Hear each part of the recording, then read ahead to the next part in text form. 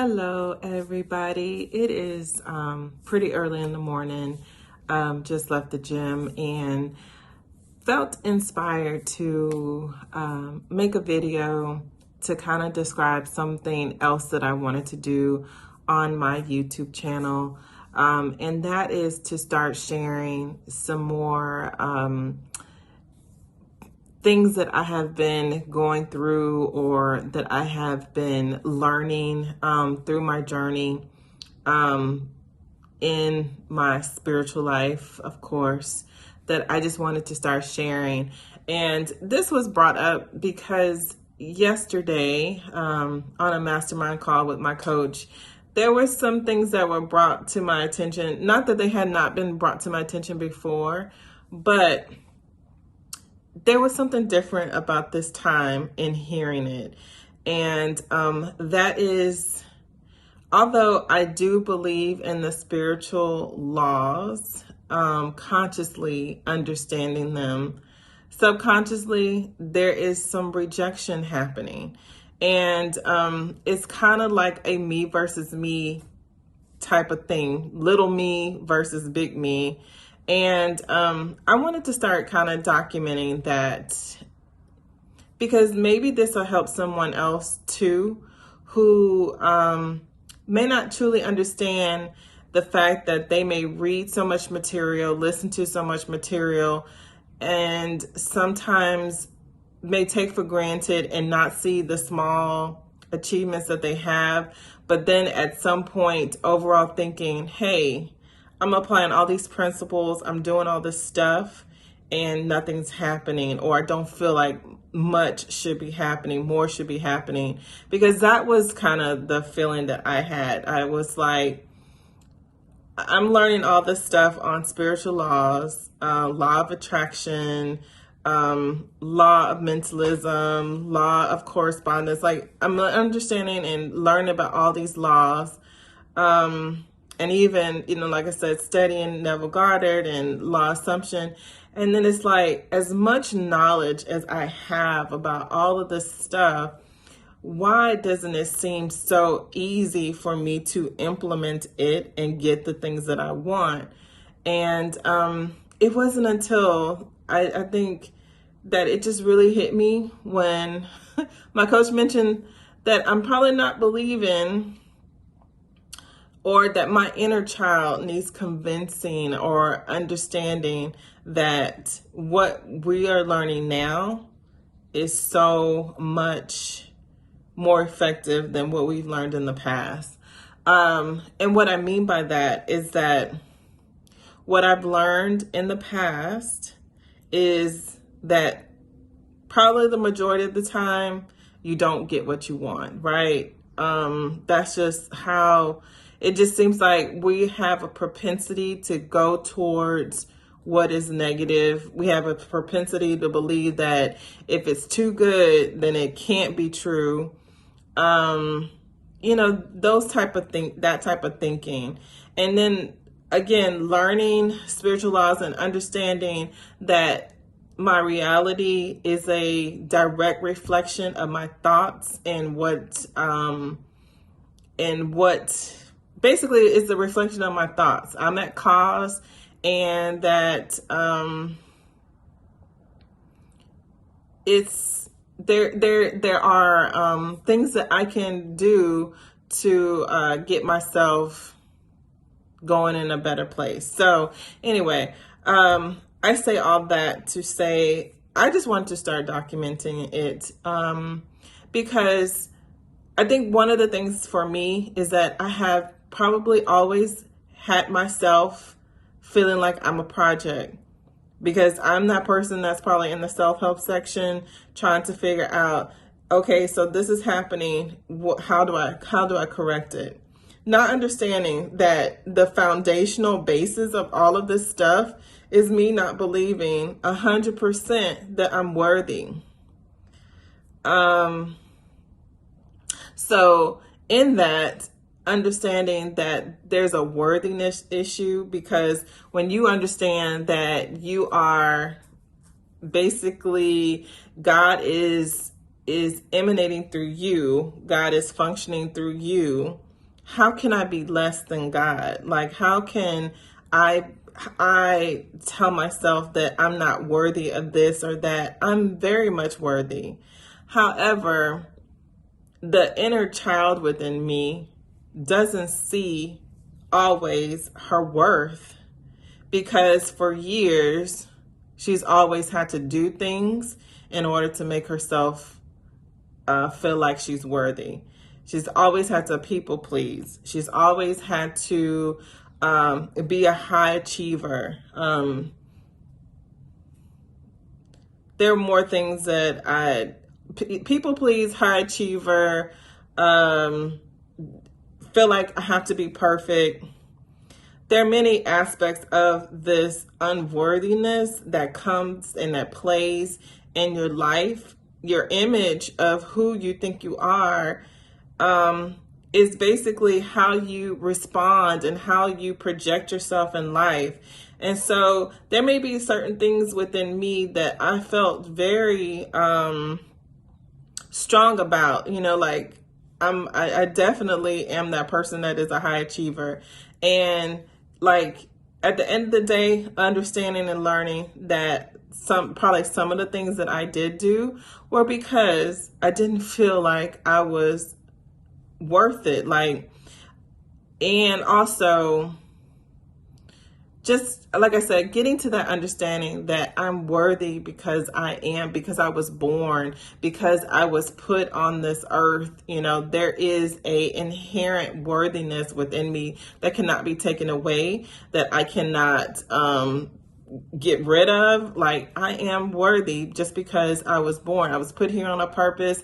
I have purpose within me, and I have purpose that I want to share. And I know there's so many things within myself that I want to get out, but it's also too, like I said, addressing this inner component of me, which is a younger version of me that always felt shy, felt scared to be vocal about anything. And again, that's all based in fear of people not liking me, people not thinking people don't want to hear anything I have to say. Again, back to this whole worthiness thing where you just don't feel like you're worth enough to even make comments or worth enough to share your point of view.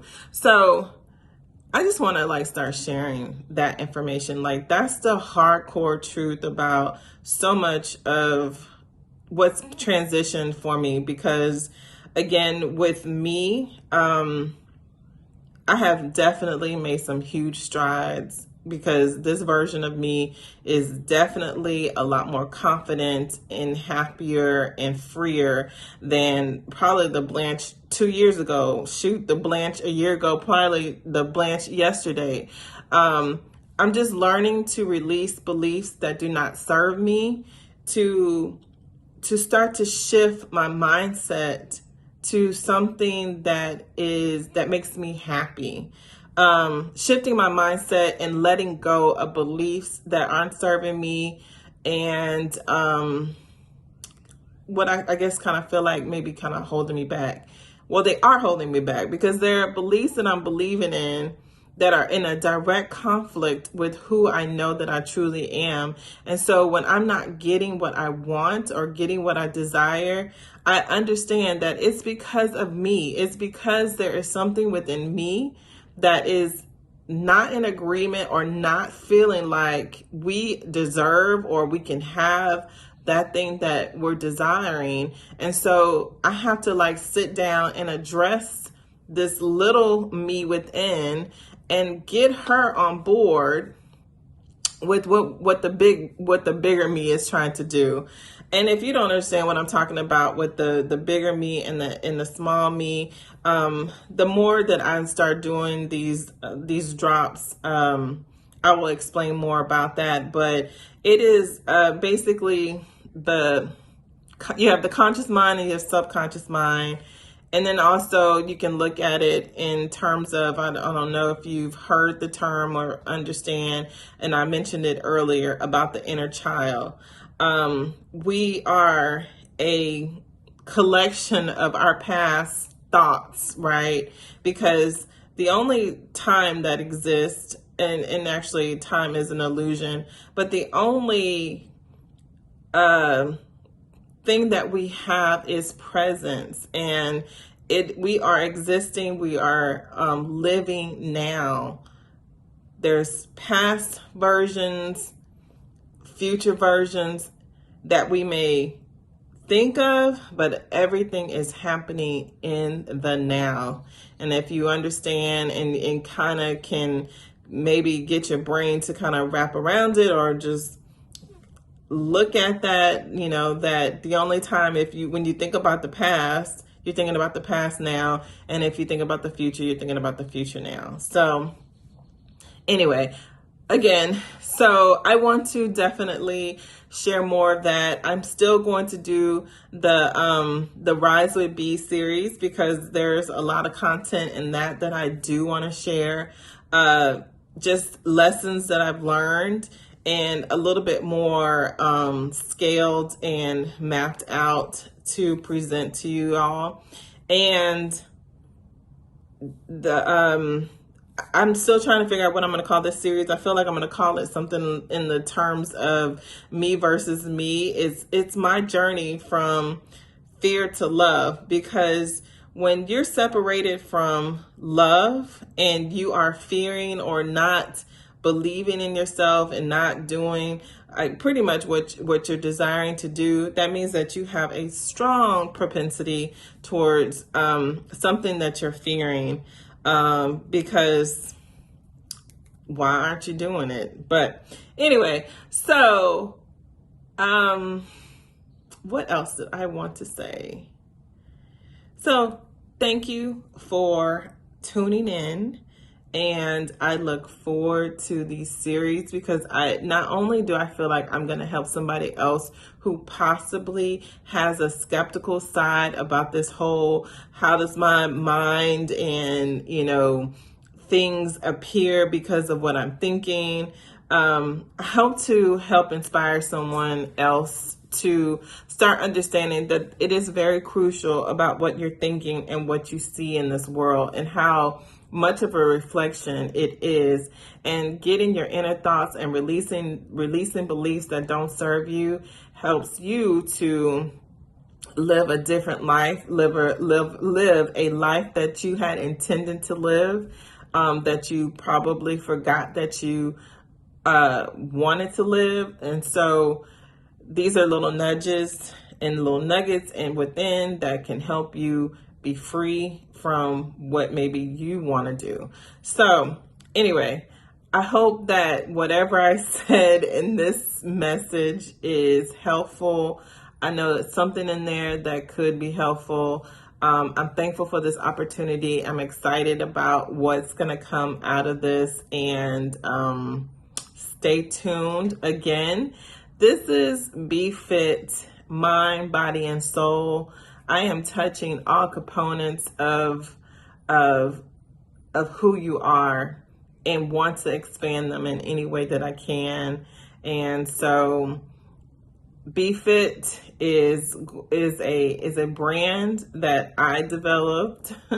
I know that Be Fit is probably very popular, but I came up with this concept of the mind, body, and soul, wanting people to be mindful of who they are and learn who they are. I want them to be active in their soul, in their body. And so that's why I have the Be Fit series that is on my dance component, where I'm doing exercises with old school R&B dances. That is my body component. Not only that, I do also do training. And then there's a soul component, which is the remembrance of who you are and tapping into that. So it's kind of a mesh of all, mind and soul kind of mesh together. But again, it's just a reminder to remember who you are. And I hope that this is helpful, and I will see you next time. Bye-bye.